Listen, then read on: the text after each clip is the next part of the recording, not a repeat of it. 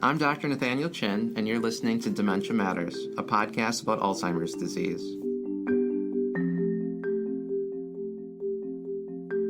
Dementia Matters is a production of the Wisconsin Alzheimer's Disease Research Center.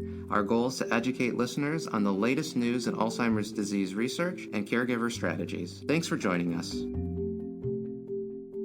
Welcome back to Dementia Matters. I'm very excited for today's episode. I'm here with Miss Carol Turner, the first African American in the nation to participate in the research trial called the AHEAD study. Her journey started after her father passed away with Alzheimer's, and her mom started showing signs of memory loss not long after. And she was directed to the Eastern Virginia Medical School team led by Dr. Okwave. Today, Ms. Carroll is participating not only on advisory boards, but also with the research team of doctors, going to churches, letting others know about Alzheimer's dementia and how they may qualify to be a part of the AHEAD study. Welcome, Ms. Carroll. Why, thank you, Nate. Great to be here. I'm also here with Dr. Sarah Walter, Program Administrator for the Alzheimer's Clinical Trials Consortium and the Alzheimer's Therapeutic Research Institute at the University of Southern California. She joins me as well to be the co-host of this series. Sarah, thank you for being here and for being such a strong advocate for research participants everywhere and in every study. Thank you, Dr. Chin, and thank you, Ms. Turner, for doing this interview. It's great to see you. To begin, Ms. Carroll, can you start by sharing with us about your family's experience with dementia? It kind of started with on my father's side of the family. His two brothers and sister passed away with Alzheimer's, and he's got two additional sisters still here, and they too are now showing signs. So that's kind of started myself and my brother to thinking, hey, we might need to check this thing out. And definitely once my mother started showing signs. And you provided care and have provided care for your mother. Can you share with us what that experience has been for you? Well, mom is in her early stages of dementia, so she's mobile. She can carry a conversation. She doesn't remember a lot. So that's where we come in reference to making sure that she is taking care of herself and the house as well. My husband and I both. And we're also making sure that she gets the proper care on a daily basis because she's not able to do a lot of things that she used to do, house related or even personal. And with your family history and your direct experience helping with your mother, how does that influence your relationship to the idea of research or participating in research or even learning about research? Well, I'm gonna tell you, it really opened my eyes because I never really thought there would even be a chance to even seek help, knowing what my path might be with dementia and having it in my family. So just to be able to be at the point where I was with Dr. Quavi on the phone, giving my mom results and letting us know about the research, that alone was a blessing. And it was something that we never thought would happen. So, Ms. Carroll, can you talk to us a little bit more about how did you learn about the research study that Dr. Akravi was running, and what were the kinds of questions and concerns you had as you were first thinking about being in a study? It basically started once my mom was tested because of her memory problems, tested through the EVMS, and we got the results back. And as we were getting her results, my mom really couldn't take part in the studies from the age of 55 to 80, so she was past that. So he would be treating her as her geriatrician then. He mentioned the fact of a study because my brother and I both were in that age range, and he said, "Well, there's a study coming in the beginning of the year," and asked if we wanted to participate. So we immediately told him we wanted to. I mean, to be honest with you, we didn't even ask a lot of questions, and we weren't afraid of the fact that we needed we needed to be in the study, simply because we saw my dad. My dad didn't have a nice journey with Alzheimer's. Most people, they either bedridden or they can't talk, or you have to guide them around, whatever. My dad was just the opposite. He was vocal. His behavior was not the best.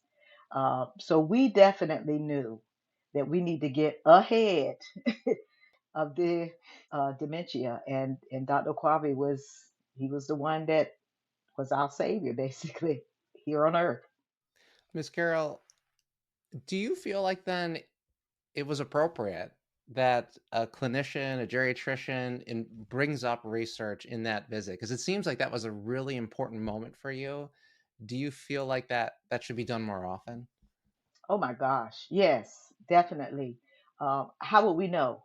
It's no way in the world. I've never had took part in. I never even researched taking a part in the study. It's not because I didn't want to. I just never did it. I never had a reason to, like I did with this one. And I think if he did not allow us to be privy of that information, we wouldn't have known that.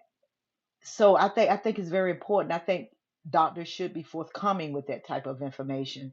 And the thing about it is, my mom's cardiologist was the one who directed her over to EVMS. So it's good that the specialists and even the primary care doctors. My primary care doctor right now is a part of a research study, and I can't take part in it because of the one that I'm in now. But no, I think it's very, very important. And you mentioned that your brother was there at the visit too, and I guess I'm wondering, did your brother or other family members have concerns, or did they question your thinking in wanting to enroll in this study? Well, he probably had more questions than I did, but he was on board with it as well. I think I take more risks than anybody, probably any siblings in my family. I've always done it all my life. I did it in my business, so I'm gonna jump on it, and I might ask some questions later, but I'm gonna get on board while I can. So we're kind of different in that way. So, Miss Carroll, can you share what happened next? I know you now are partnering with Dr. Kravi and you're doing community outreach. How did that relationship evolve? What made you want to be more involved, more than just, being in a clinical trial with all these infusions and memory tests? Well, you know what? It's always good. I mean, even on your job, it's always good to work with people that you enjoy working with because it makes your job easier to get through day by day.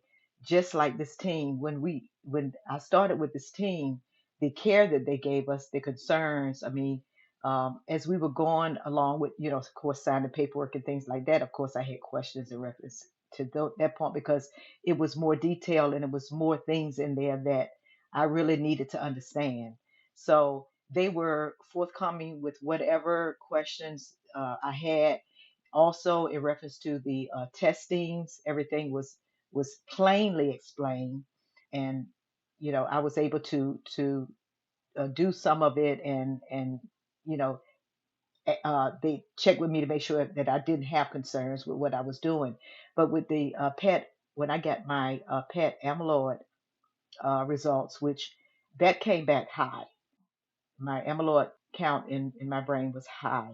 So that put me on the track that I'm on now, which is every 2 weeks, I go into the infusion center over in Centera.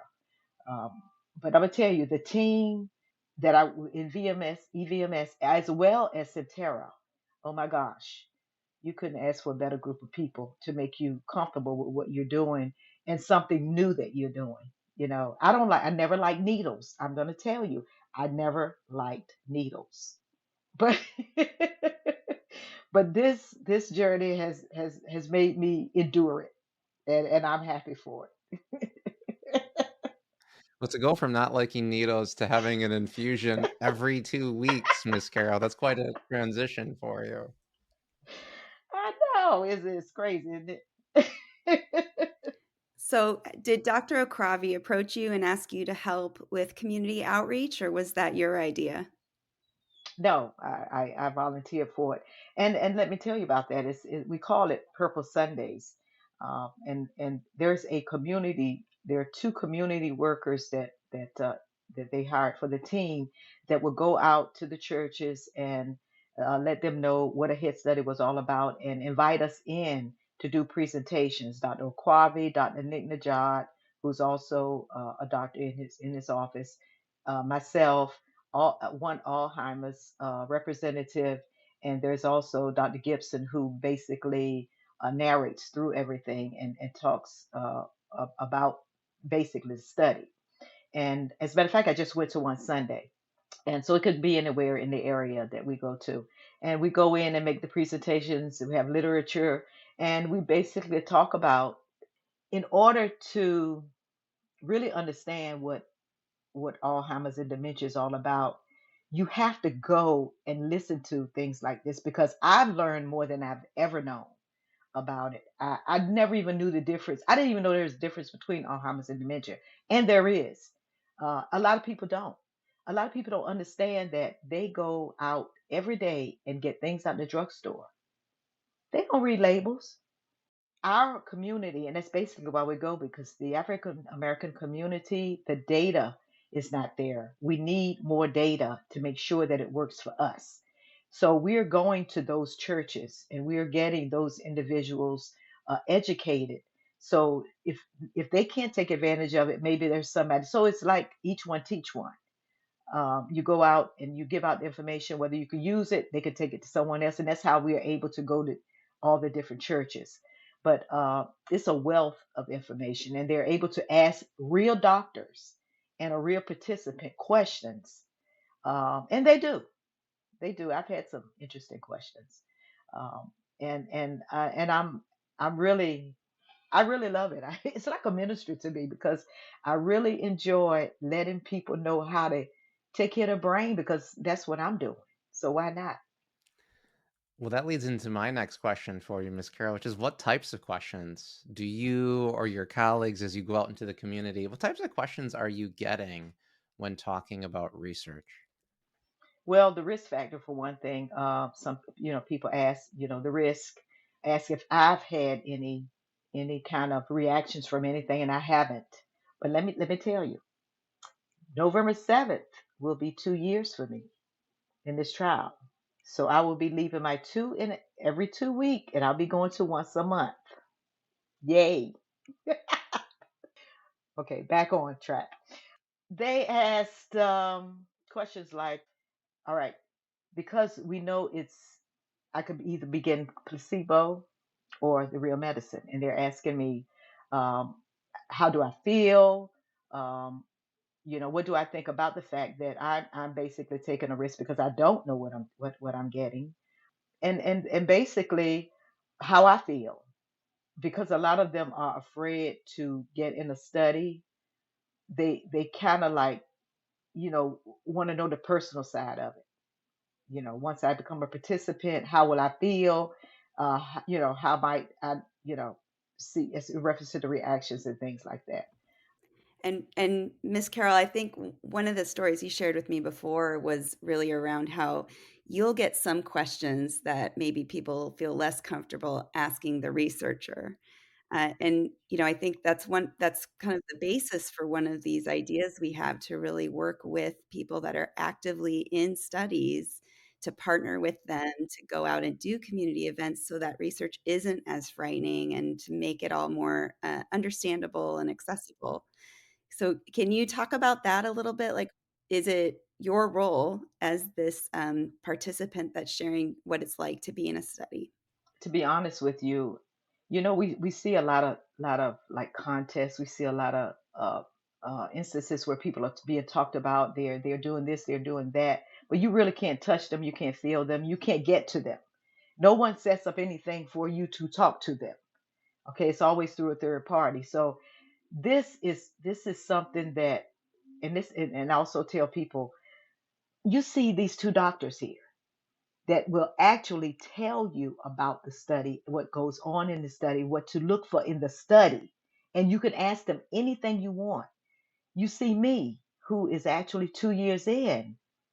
You can touch me. You can feel me. You can say anything you need to me to better understand and to better feel comfortable with the decision that you're going to make. Who could ask for more? So I think just thinking about your experience now, having been in the study for 2 years, what advice do you have for researchers that want to include more people like you from the African American community? I think what we're doing is you have to get it in the community. You have to get in the community, and you have to target those areas like we're doing, where there is need, where there's more participation need. Just being in the lab or being behind the door. I mean, not saying that the researchers have to do that, but you need to have someone who does do it. Someone who's going to get out there and touch people and be able to bring the information out to them to make them feel more comfortable. That's the only way that it's going to work. And I'm telling you, it's really working well for us. It really is. We may get a couple of people at one church, or in another church we may get like 10 or 12. I think yesterday we probably got like 9 people. So, and we're telling them, even if you don't have anyone in your family, but if you have a problem yourself with your memory, and in the presentation it tells you how you can kind of distinguish between, normal memory lapses or dementia.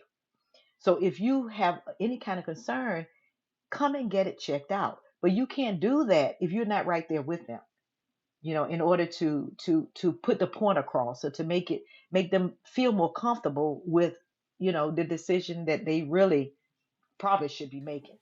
Ms. Carroll, in your experience then, one as the research participant who's gone through everything, and then now two, as someone who goes out into the community to raise awareness and engage on this important topic of research, have you found that there's an awareness among the African American community that you've engaged in about this absolute need to have more representation in clinical trials and research? Does the community know that research and researchers absolutely need to be, engaging in these communities, that we want more participants from these different communities? Are people aware of that need?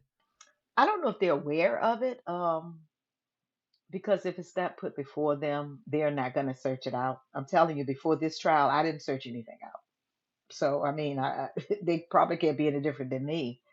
The thing about it is, once you hear that it's available, that's when you need to make your way to it.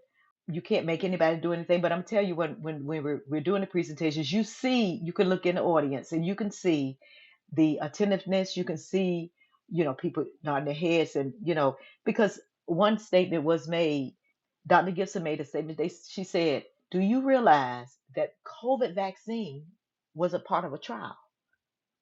And they acted like they said. So when I got up and get in my presentation, I said, "Now you know that you did not know that. Nobody, nobody knew that. But yet it's still, we all took it. So it's still, and some people didn't, of course, because they're still on the fence. But that's the only way. It's the only way it's going to get out. We need more of that. We need more of people doing what we are doing to reach. Hopefully it's reaching. And I think it is, because they're getting more requests for churches. So I'm pretty sure it's someone talking to someone and telling them, "Hey, y'all need to get this." So it's working. It's working for us.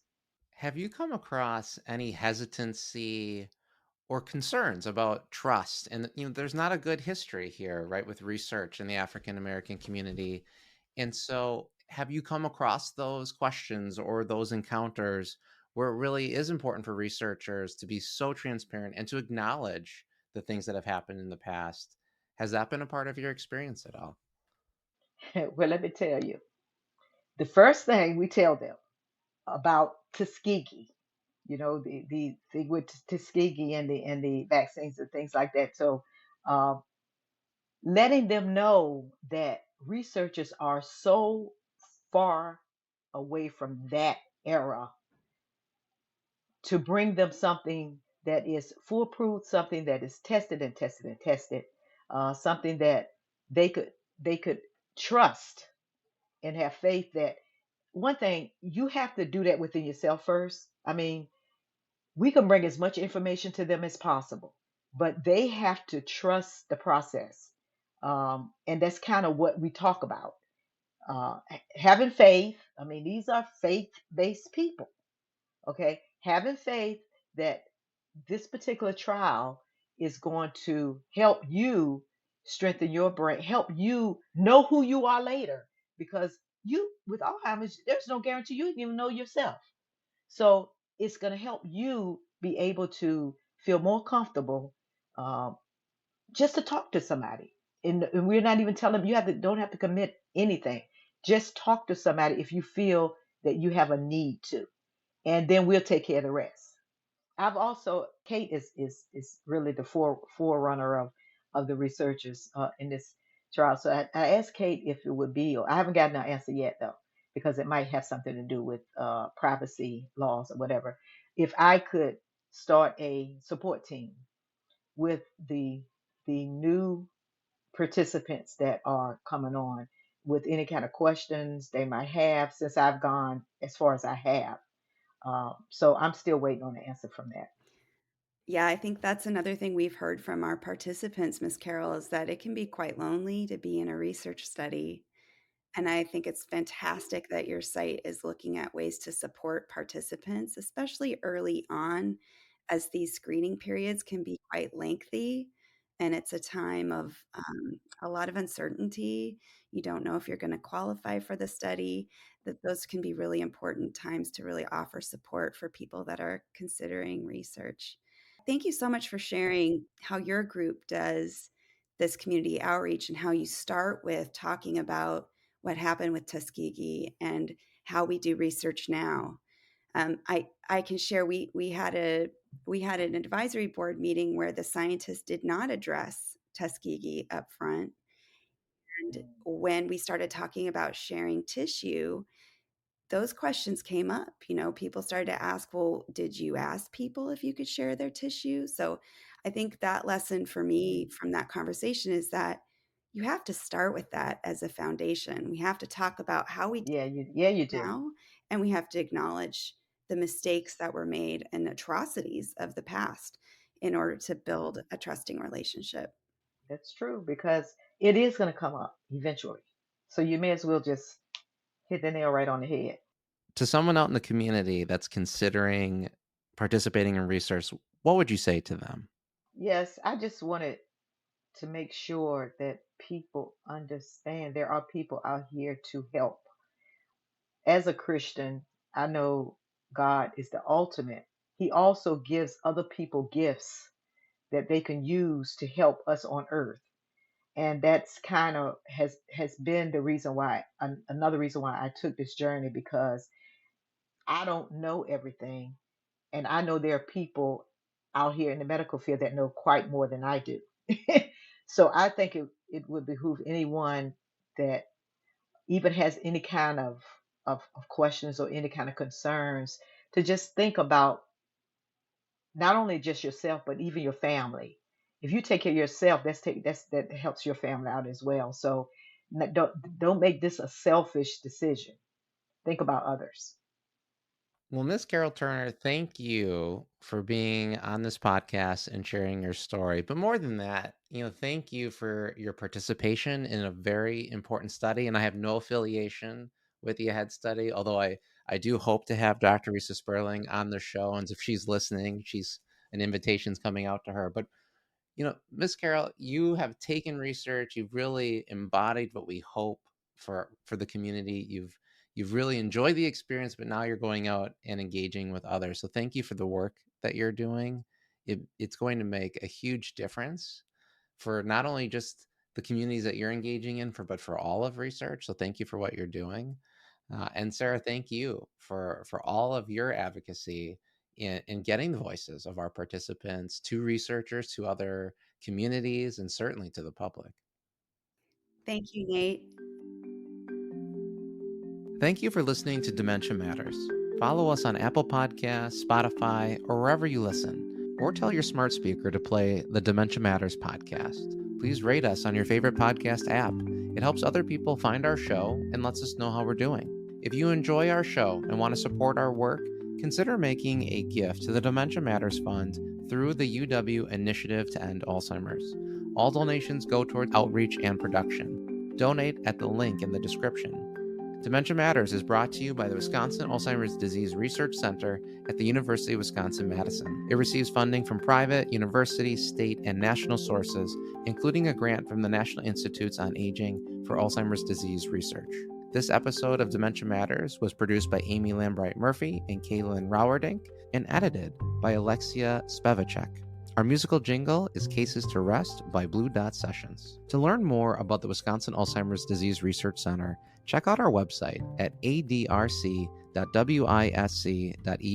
That's adrc.wisc.edu. And follow us on Facebook and Twitter. If you have any questions or comments, email us at dementiamatters@medicine.wisc.edu. Thanks for listening.